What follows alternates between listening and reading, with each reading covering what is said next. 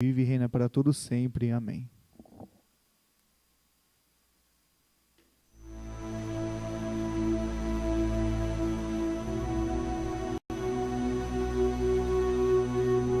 Vaidade de vaidades, diz o pregador, vaidade de vaidades, tudo é vaidade. Que proveito tem um homem de todo o seu trabalho, com que se fadiga debaixo do sol? Geração vai e geração vem, mas a terra permanece para sempre. Levanta-se o sol e põe-se o sol, e volta ao seu lugar onde nasce de novo. O vento vai para o sul e faz o seu giro para o norte. Volve-se e revolve na sua carreira e retorna aos seus circuitos. Todos os rios correm para o mar, e o mar não se enche. Há o lugar para onde correm os rios, para lá tornam eles a correr.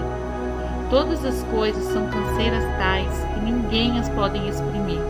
Os olhos não se fartam de ver, nem se enchem os ouvidos de ouvir. O que foi é o que há de ser, e o que se fez, isso se tornará a fazer. Nada há, pois, novo debaixo do sol. Há alguma coisa que se possa dizer: vê, isto é novo. Não, já foi nos séculos que foram antes de nós. Já não há lembrança das coisas que precederam, e das coisas posteriores também não haverá memória entre os que hão de vir depois delas. A vida debaixo do sol. A sabedoria de Deus no livro de Eclesiastes. Graças a Deus, meus irmãos, pela vida de vocês, graças a Deus por essa igreja, graças a Deus por essa série de mensagens que nós temos meditado desde outubro, né? Foram aí 11 domingos e nós estamos encerrando ela hoje. Acredito que você foi muito abençoado. Eu fui muito abençoado. Quando nós meditamos nessa palavra, nós somos abençoados. Nós fomos desafiados aqui nesses 11 domingos a vivermos uma vida debaixo do sol, na perspectiva que há um Deus acima do sol, né? Nós olhamos para o livro de Eclesiastes, o livro que muitos acreditam ser um livro cético, mas nós sempre olhamos de uma forma, olhando para o Evangelho, apontando para Cristo Jesus. Isto é a Bíblia, sempre apontando para o centro da história. O centro da história se converte a Jesus Cristo de Nazaré. E sempre nessa perspectiva de que há um Deus acima do sol, nós fomos também aqui encorajados a darmos valor nas coisas eternas, né? A valorizar as coisas eternas. Mas nós não ficamos apenas falando das coisas eternas. A palavra também nos ensinou nesta série que nós precisamos também valorizar e darmos valor na vida, naquilo que a vida nos proporciona, nas pequenas coisas que a vida nos dá, a valorizarmos isso. Aprendemos também a valorizar a família, a valorizar o tempo, a valorizar a companhia de pessoas queridas, de pessoas amadas. E o pregador aqui, inspirado por Deus, cheio de sabedoria, nos orientou nesse livro, através de suas experiências de uma busca pelo sentido da vida. E muitos nós ouvimos aqui, a palavra revel, vaidade de vaidade, inutilidade, ausência de sentido, vácuo, fumaça, vazio, foi a conversa do pregador até aqui. E qual será então o grande finale que o pregador preparou para todos aqueles leitores do livro do Eclesiastes? Qual será o grande fim que está preparado? Será que esse sábio pregador, esse homem mal-humorado, tem algo de encorajador para nós? Então nós vamos fazer uma leitura hoje e meditarmos sobre o tema vencendo a ausência de sentido. E a leitura bíblica está no último capítulo que nós iremos encerrar o livro, o último capítulo de Eclesiastes, Eclesiastes capítulo 12. Abra sua Bíblia e vamos lê-la nesta noite. Eclesiastes capítulo 12. Pode ficar sentado, acompanhe a leitura, que diz-nos assim: não se esqueça de seu Criador nos dias de sua juventude. Honre-o enquanto você é jovem, antes que venham os tempos difíceis e cheguem os anos em que você dirá: não tenho mais prazer em viver. Lembre-se dele antes que o sol, a lua e as estrelas percam o brilho aos seus olhos, e as nuvens voltem a cobrir o céu depois da chuva. Lembre-se dele antes que suas pernas comecem a tremer, e antes que seus ombros se encurvem. Lembre-se dele antes que os poucos dentes que lhe restam já não possam mastigar, e antes que seus olhos deixem de ver com clareza. Lembre-se dele antes que seus ouvidos fiquem fracos, e você já não ouça o som das pessoas trabalhando nas ruas. Hoje, você levanta com o primeiro canto dos pássaros, mas um dia não os ouvirá mais. Lembre-se dele antes que você tenha medo de cair e se preocupe com os perigos nas ruas, antes que seus cabelos fiquem brancos, como as amendoeiras em flor, e você se arraste como um gafanhoto, prestes a morrer, e antes que você perca o desejo. Lembre-se dele antes que falte pouco para descer ao túmulo, seu lar eterno, quando os pranteadores chorarão em seu funeral. Sim, lembre-se de seu Criador agora, enquanto você é jovem, antes que o fio de prata da vida se rompa e antes que a taça de ouro se quebre. Não espere até que o cântaro se despedace junto à fonte e a roldana se parta junto ao poço, pois então o pó voltará à terra, e o Espírito voltará a Deus que o deu. Nada faz sentido, diz o mestre, nada faz o menor sentido. O mestre era considerado sábio, e ensinou o povo tudo o que sabia. Com muita atenção, ouviu, examinou e organizou muitos provérbios. O mestre se esforçou para usar as palavras certas, a fim de expressar a verdade com clareza. As palavras do sábio são como hastes de ferro, e a coleção de seus ditados como pregos bem fixados que um pastor usa para conduzir as ovelhas. Meu filho, deixa-me dar-lhe mais um conselho. Tenha cuidado, pois escrever livros não tem fim, e estudar demais é cansativo. Aqui termina meu relato. Esta é minha conclusão: tema Deus, obedeça os seus mandamentos, pois esse é o dever de todos. Deus nos julgará por todos os nossos atos, incluindo o que fazemos em segredo, seja o bem ou seja o mal. Amém e amém. Feche seus olhos. Deus, em nome de Jesus, precisamos ouvir a Tua voz nesta noite. Somos carentes.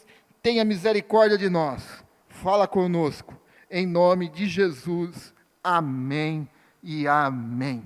Eu não sei se você já conseguiu se enxergar nessa leitura que nós fizemos agora. Tomara a Deus que não, tomara que você não esteja com suas pernas tremendo, com seus olhos já fracos para ver, tomara que os seus ouvidos ainda estejam ouvindo, tomara que você não esteja como esse homem que ele desenhou aqui. Mas a palavra que se destaca é: lembre-se do teu Criador. Lembre-se dele. Lembre-se de Deus. Aliás, estamos falando de alguém que, pelo o que nós estudamos, ele se esqueceu por muito tempo do Criador. Ele se esqueceu por muito tempo de Deus. Esse homem passou a vida, muitos e muitos anos, buscando sentido em muitas coisas, como nós vimos. Buscando sentido em dinheiro, em fama, poder e tantas outras coisas. Mas não encontrou. E agora ele acaba o seu livro, encerra o seu livro, aconselhando aqueles que ainda têm vigor. Quem aqui tem vigor, diga um amém. Amém. Todos nós que temos vigor. É lógico que ele está falando de experiências da vida. É um homem que está agora encerrando a sua vida e dando conselho aos jovens, aqueles que são novos, cheios de vigor.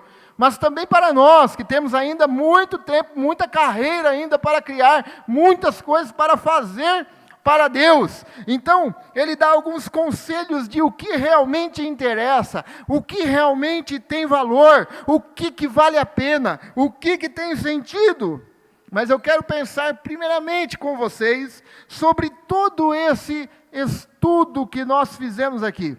E tudo que o pregador escreveu, além de suas experiências, além do fato de ele buscar qual era o seu propósito, todas as instruções que nós meditamos, ele é enfático em dizer que ele fez de tudo, ele se esforçou para usar as palavras certas.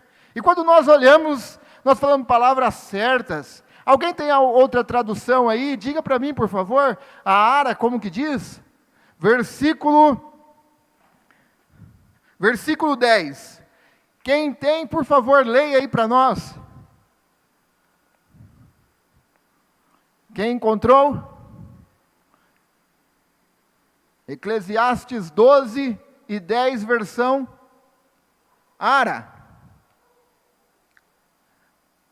Vamos lá, irmãos, alguém leia para nós, por favor? Agradáveis. Agradáveis. E se nós pensarmos, né, Enoque? Desde o primeiro capítulo, o que esse pregador falou de agradável para nós? Ele fala que nada tem sentido, tudo é vaidade, tudo que ele buscou foi fumaça, tudo que ele buscou foi vazio, e aí ele fala de morte, ele fala de funeral, ele fala de tanta coisa, e aí eu parei para pensar, como assim agradáveis? Mas são conselhos para nós, são conselhos para levarmos para a vida. E aí o pregador diz, olha, eu busquei as palavras certas, palavras agradáveis, a fim de expressar, agradáveis de verdade, não é agradável o que nós gostamos de ouvir. Tem muita gente procurando palavra agradável, que na verdade é o que ela gosta de ouvir, mas agradável muitas vezes é aquilo que precisa nos corrigir. E é por isso que ele diz, expressar a verdade com clareza. Ele buscou palavras certas, palavras agradáveis, a fim de expressar as verdades com clareza. A palavra de Deus é a verdade. A palavra de Deus é a verdade. E a palavra de Deus às vezes dói, como ele diz aqui, que as palavras dos sábios são como hastes de ferro, e a coleção de seus ditados como pregos bem fixados, que o pastor usa para conduzir a sua ovelha. Às vezes machuca, o pastor tem que machucar a sua ovelha. Hastes de ferro era aquilo que se colocava na boca do cavalo, para dirigi-lo, e aquilo dói. Eu não sei se você já teve cavalo, eu quando era desde pequeno sempre tive cavalo, até os meus 16, 17 anos, sempre gostei de cavalo. E a gente brincava de domar cavalo, e machucava o cavalo com aquilo lá, até ele obedecer, E é isso, a palavra de Deus não é para ser agradável aquilo que eu quero ouvir, mas a palavra de Deus, na verdade, é agradável e verdadeira, porque ela nos machuca, ela nos confronta, ela nos diz que nós precisamos mudar. A palavra de Deus é a verdade. E a palavra de Deus é a verdade em um tempo onde dizem que a verdade é subjetiva, que a verdade não é somente uma verdade, que pode haver várias verdades, que aquilo que é verdade para você, pode não ser verdade para mim. E aquilo que é verdade para o outro, para mim, pode não ser para ele. Nós vivemos esse tempo. No dicionário de Oxford foi dado o nome de pós-modernidade.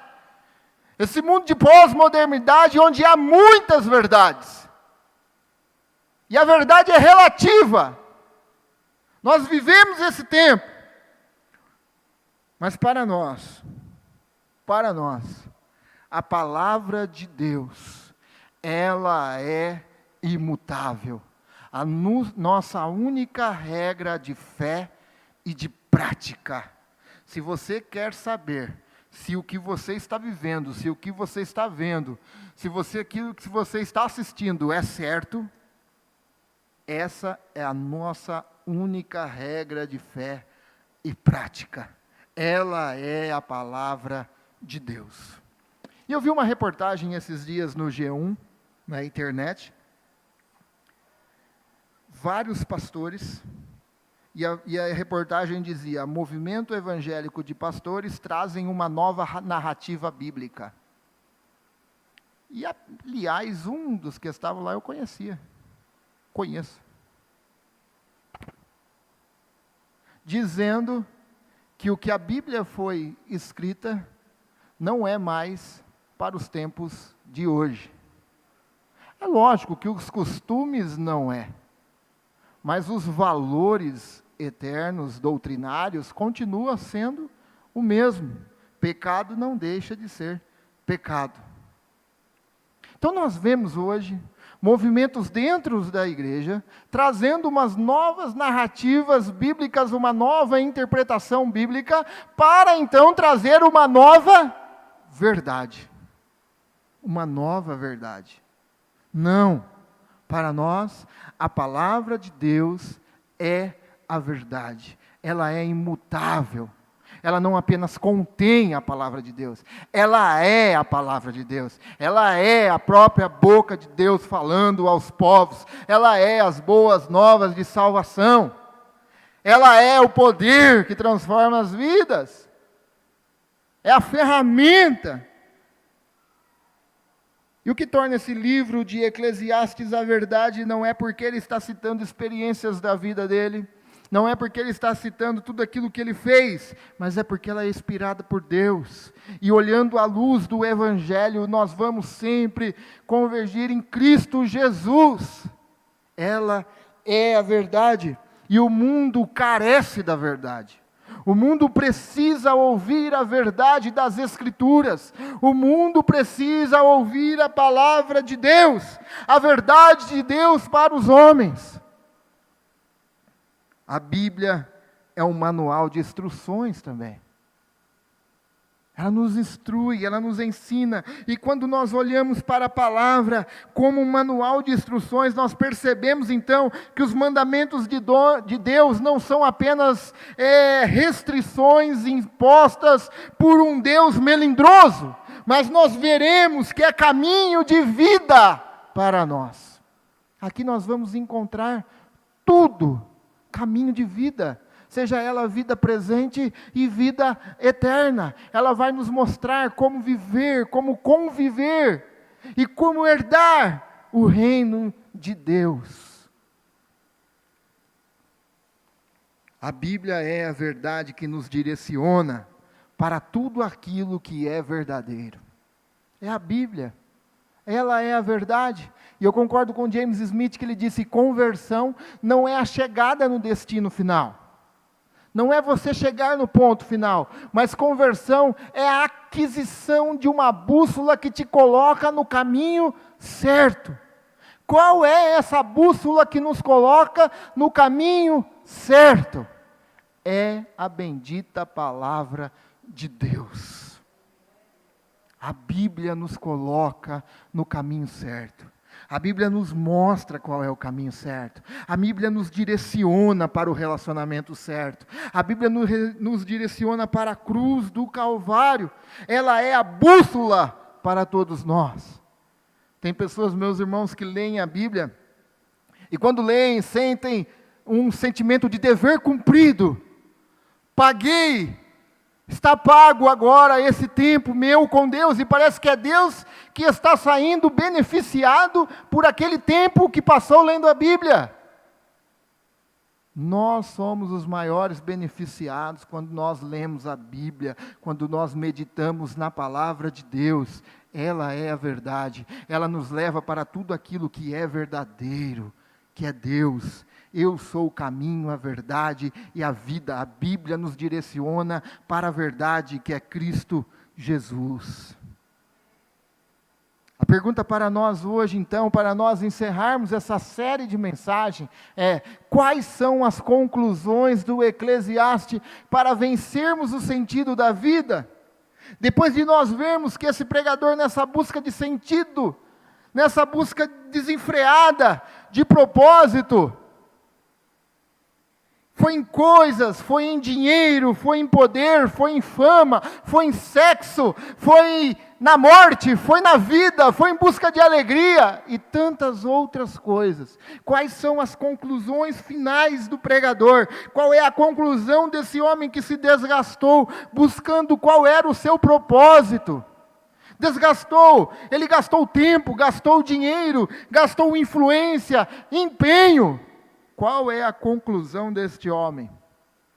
E a primeira conclusão que ele nos diz é que nós devemos ter uma devoção reverente a Deus. Ele diz, versículo 12, capítulo 12, versículo 13, de tudo que você tem ouvido, dessas 11 semanas que nós ouvimos, de tudo aquilo que ele contou, de toda a história que ele narrou, de todas as suas experiências, de tudo que tem ouvido, a suma é: teme a Deus. Teme a Deus. Tenha temor a Deus. O conselho do pregador é simples e direto, curto e grosso. Você quer viver bem? Tema a Deus.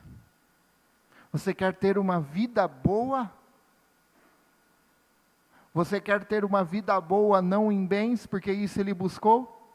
Não em sexo, porque isso ele buscou? Não em poder, porque isso ele buscou? Não em fama, porque isso ele teve também? Mas você quer ter uma vida boa de verdade? Tema a Deus. Tenha temor a Deus.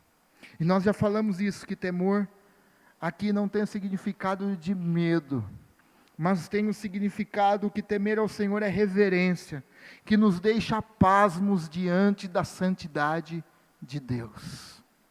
É ter reverência a Deus, é temer ao Senhor, é reverenciá-lo, é adorá-lo por aquilo que Ele é, porque Ele é Deus.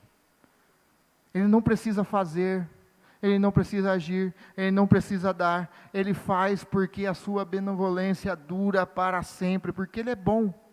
Mas se Ele não fizer, mesmo assim, reverencie a Deus. Se Ele não fizer, mesmo assim, adore a Deus. Temor é apreciá-lo tanto, ao ponto de desejar ser o mais próximo que Ele é, discípulos dEle.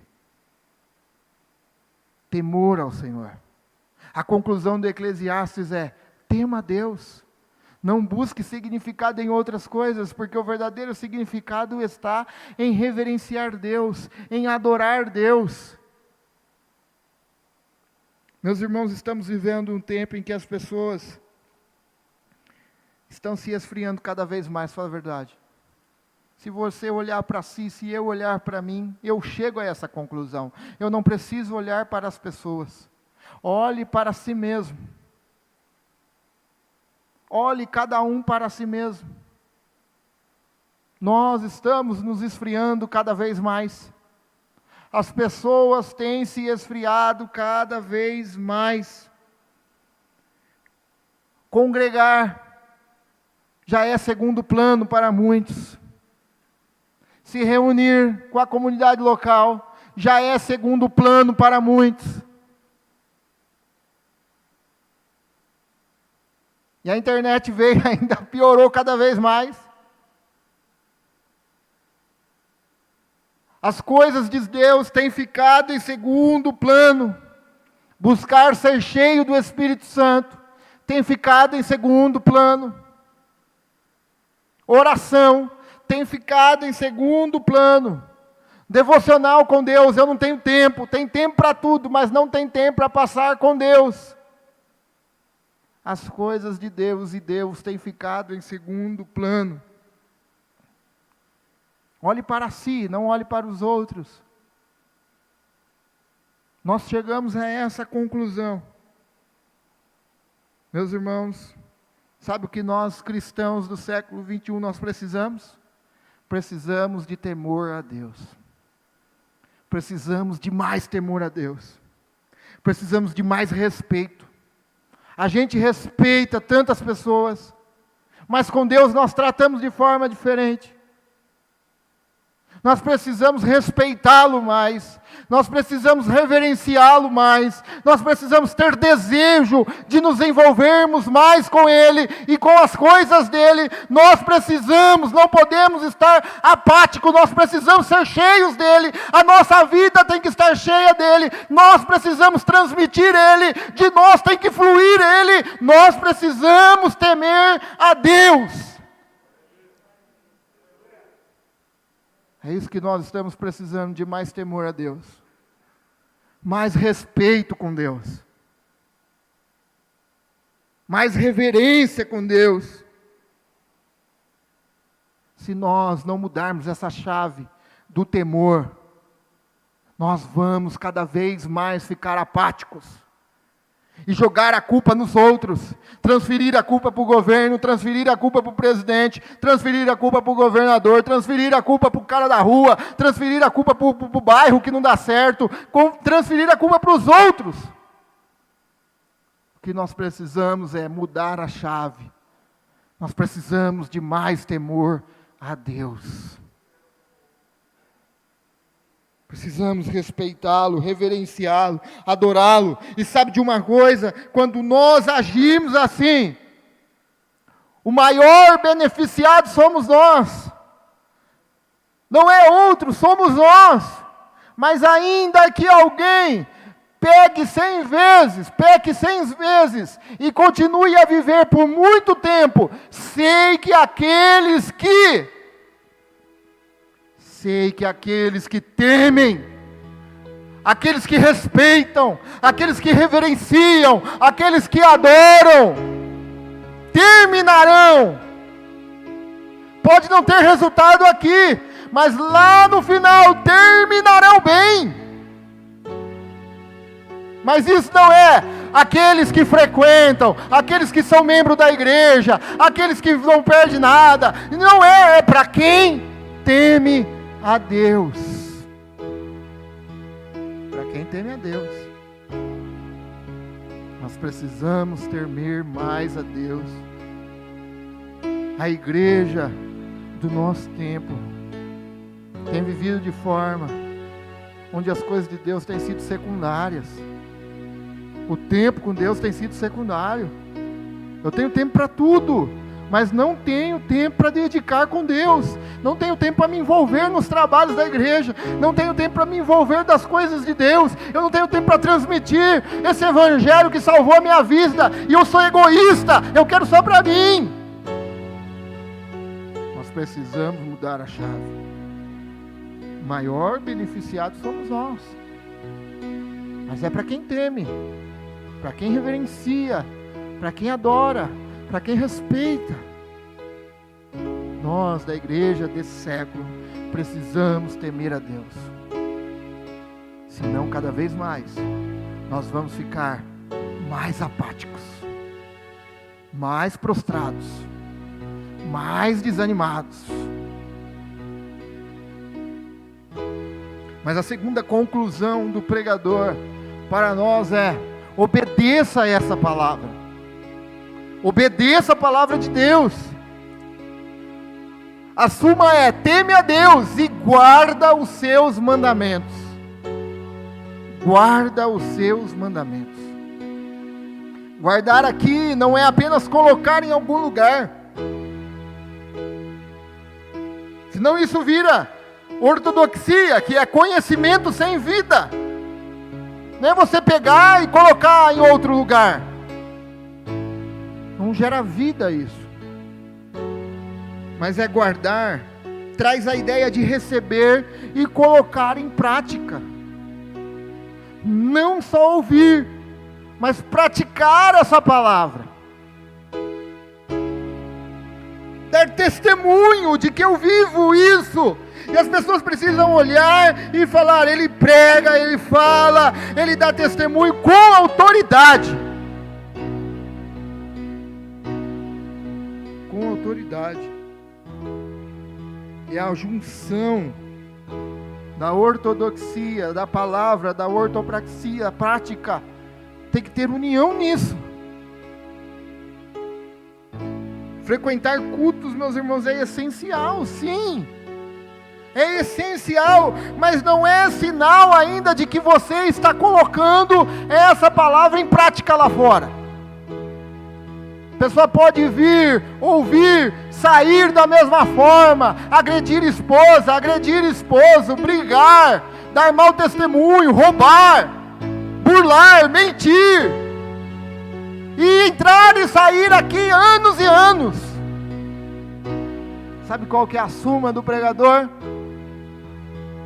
Obedeça essa palavra. Teme a Deus. Teme a Deus e guarda esse mandamento. Obedece Ele.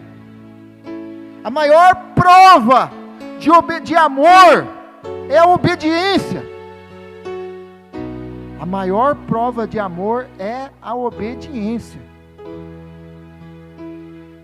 E às vezes nós cantamos, nós te amamos, Senhor, eu te amo, e ergue a mão, eu te amo, e sai para fora, tudo que ouviu, entrou por aqui, saiu por aqui, e continua da mesma forma. Isso não é amor, porque Jesus disse, se vocês me amam, se é verdade, isso que vocês falam, se é verdade o que você fala, Robert, se é verdade o que você fala, igreja, se é verdade o que vocês falam, que vocês me amam, obedeça então os meus mandamentos. Se vocês me amam, vocês obedecem os meus mandamentos.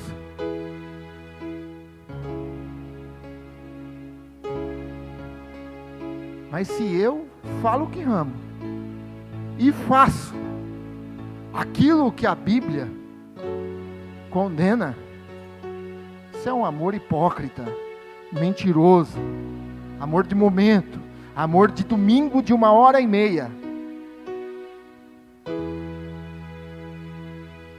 Nós precisamos, e note que além da obediência ser, em primeiro lugar, por amor, a obediência é questão de inteligência para nós. Por quê? Porque Deus há de trazer juízo a todas as obras. Até.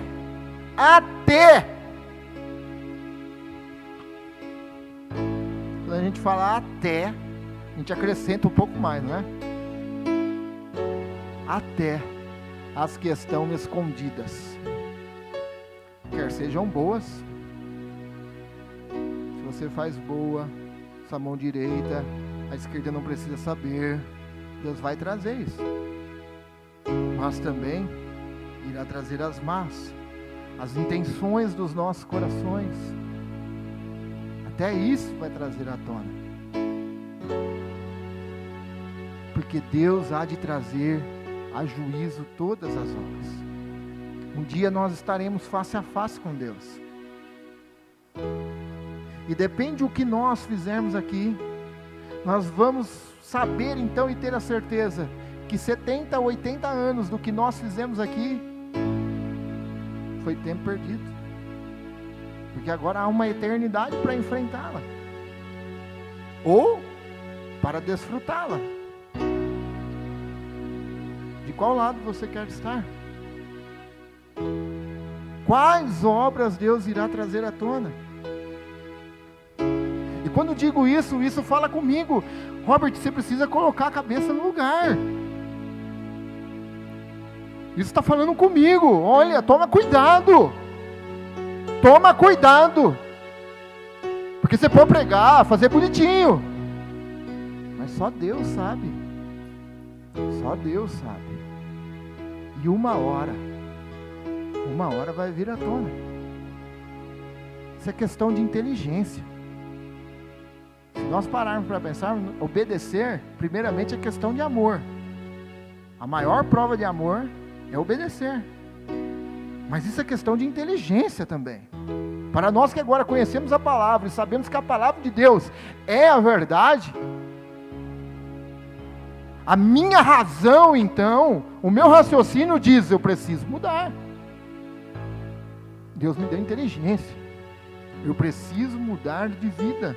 Eu preciso de parar de fazer isso. Eu preciso parar de praticar isso.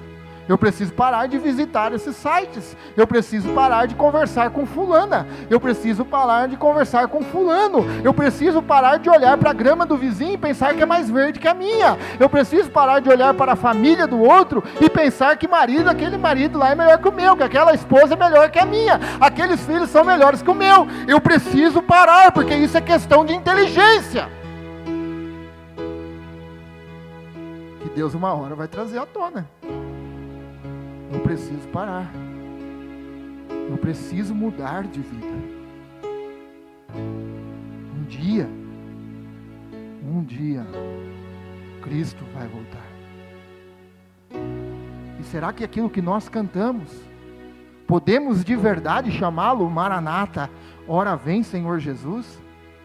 Ou isso não traz um raciocínio? Eu preciso mudar, porque Jesus vai vir, e Ele vai vir. Ele vai vir, irmão. Tem muita gente vivendo de uma forma que parece que Jesus não vai voltar mais. Ele vai voltar. Ele vai vir. Nós precisamos mudar. Eu preciso mudar. Eu preciso diariamente obedecer essa palavra. Eu não sei você, mas eu tenho a consciência. Deus me deu sabedoria, inteligência para me entender que não vai ficar oculto. Não vai ficar oculto. Eu posso vir, entrar, sair, pregar, fazer tanta coisa. Mas vai chegar um dia que Deus vai pedir conta. E esse dia, o pior é que nem eu e nem você sabe. A única coisa que eu sei é que Ele vem. Uma hora Ele vem. Pode ser coletivamente ou pode ser individualmente. Uma hora Ele vem. Jesus disse, contando a história, a parábola, louco, essa noite pedirão a tua alma. E para quem será? Tem pessoas vivendo como louco. Nós precisamos mudar. Amém? Mas para encerrarmos essa série, a vida debaixo do sol, nosso último exercício que nós levamos para casa nessa noite é: viva então a vida na perspectiva acima do sol. Viva uma vida na perspectiva acima do sol. Lembra-te do teu Criador. Lembre-se do seu Criador. Lembre-se dele, versículo 2. Lembre-se dele, versículo 3. Lembre-se dele, versículo 3 novamente. Lembre-se dele, versículo 4. Lembre-se dele, versículo 5. Lembre-se dele, versículo 5, parte B. Lembre-se do seu Criador agora, versículo 6. Viva uma vida na perspectiva acima do sol. Lembre-se que há um Deus acima do sol. Há um Deus. Meus irmãos, nós vimos aqui no decorrer dessa série o valor da vida. O valor das pequenas coisas que a vida nos proporciona, não é verdade? Nós vimos aqui, as pessoas estão em busca de sentido. As pessoas estão em busca de propósito para a sua vida. E nessa busca, assim como foi o pregador, eles se esquecem daquilo que é mais importante. Deus. Se como nós cantamos nesta noite, não há nada melhor que o meu Deus. Mas as pessoas buscam sentido em tantas outras coisas e esquecem aquilo que é principal para a vida, o autor da vida. E eu preciso lhe dizer nessa noite, não há vida sem Deus. Se você pensa que há vida em tantas outras coisas, porque a vida é ser feliz, e ser feliz está condicionado a experimentar, a ter, a conseguir tantas coisas, eu quero lhe dizer nessa noite, não há vida sem Deus. Para lhe dar vida, Deus se fez carne, foi até no cruz do Calvário, morreu por você e por mim, perdoou os nossos pecados, nos lavou com teu sangue carmesim, ressuscitou ao terceiro dia, está à destra de Deus Pai intercedendo por nós, para que nós tivéssemos vida. Vida. O inimigo vem para matar, roubar e destruir, mas Jesus veio para dar vida, e vida com abundância. Não há vida sem Deus. Se você então tivesse a convicção que você não estaria mais aqui daqui 5 anos, se um médico chegasse para você hoje e dissesse, você tem 5 anos de vida, nada mais disso, a pergunta é, você iria continuar fazendo o que faz? Você iria continuar fazendo as mesmas coisas? A sua agenda iria continuar sendo a mesma? Você iria continuar gastando tempo com coisas supérfluas se você tivesse mais 5 anos de vida? Se o médico chegasse para você e dissesse, você tem mais 5 anos, você não iria encontrar tempo com o autor da vida?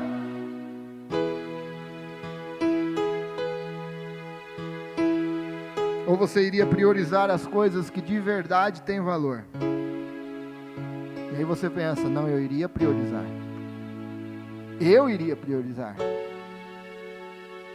Então, se eu tenho essa consciência que a vida é breve, e a vida é breve, eu não é. A gente não vê a hora de fazer 18. Pegar a carta, oh beleza. 18 vai para o 25, 30. Parece que depois dos 34, não sei para vocês, meu negócio. Vou chegar nos 40. Mas parece que está indo. A vida é breve. A vida passa, é um sopro, uma névoa. E se você tem a consciência que a vida é breve, e ela é breve, eu e você então precisa gastar meu tempo não no que é hedonista. Nós precisamos gastar os nossos tempos não em busca do nosso prazer, só do nosso prazer, mas sim entender de quem eu sou e o que Ele quer. Eu sou de Deus. Você pode dizer você é de Deus, amém? E se nós temos a consciência que a vida é breve e que eu sou de Deus, eu preciso entender o que Ele quer de mim então. Qual é o propósito da minha vida?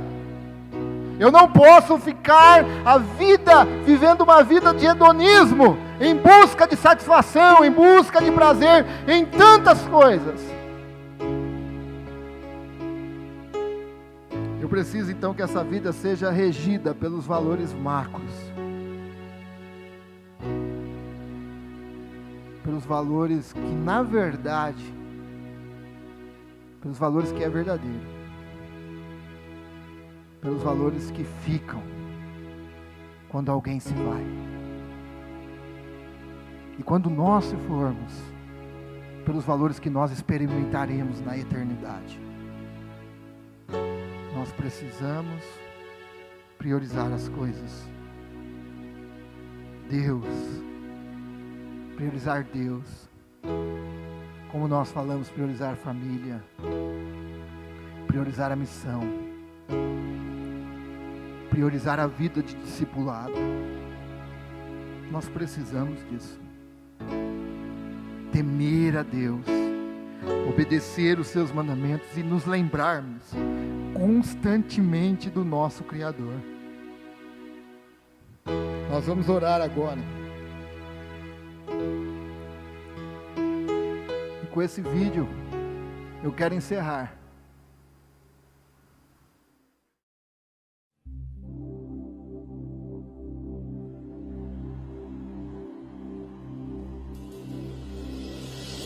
O que é a vida? A vida é o que acontece à nossa volta e não há nada diferente disso. A vida não é boa. O que é a vida? Dor e sofrimento, se você preferir. Afinal de contas, eu não lembro de ter sofrido antes de nascer. E tenho a nítida impressão de que não sofrerei depois de morrer. O que é a vida? É uma aventura cheia de encrenca, mas muito legal. O que é a vida? Me responde, por favor, cara. Que não conhecem a Deus. Um disse que ele não se lembra da dor antes de nascer e que talvez não tenha a nítida impressão que não irá sofrer depois de morrer. Essa é a verdade dele. Mas a nossa verdade diz que para termos vida de verdade, nós temos que nos entregar a Deus. Nós temos que temer a Deus. O primeiro que fez brincadeiras com as coisas de Deus, não tem nem noção do que é verdadeiramente viver para a glória de Deus. E se você pegar todos os conceitos daqueles que não conhecem e não experimentou Deus, não sabe o que é a vida. A vida tem um nome. E o nome dele é Jesus Cristo. Ele é a vida. As pessoas vão buscar sentido da vida em tantos lugares. E por isso vão falar que a vida não é fácil, a vida é dor e sofrimento. A vida é uma vida de luta, ou a vida é uma aventura. E o outro diz, me diga por favor, porque eu não sei o que é a vida. Nós sabemos o que é a vida. A vida é Jesus. Eu sou o caminho, a verdade e a vida. E não há vida além ou aquém de Jesus Cristo. Não há vida. Talvez você tenha buscado prazer, satisfação, alegria, paz em muitos lugares. E a única conclusão que você chegou foi a mesma desses homens. Dessas pessoas que não conhecem Deus. A mesma conclusão é: a vida é sofrimento. Ou então a vida é apenas uma passagem e a hora que morrer acabou-se tudo.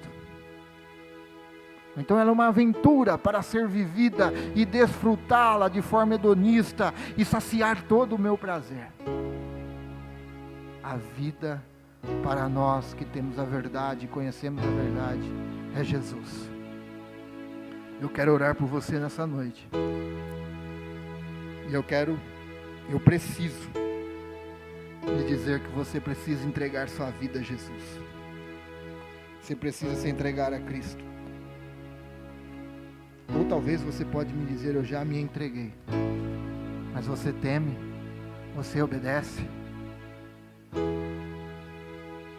Entregue-se a Cristo. E que Deus venha reger então a nossa vida e a entendermos que a verdadeira satisfação de vida somente está nele, somente em Jesus. Entendermos que Ele nos deu essa vida para um propósito.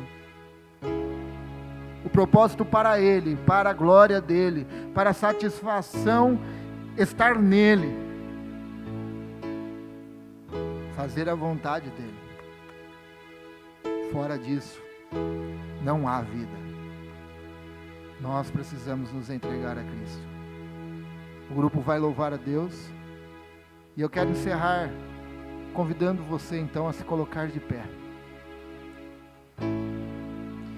E enquanto eles cantam, nós meditamos e oramos e vamos louvar a Deus juntos.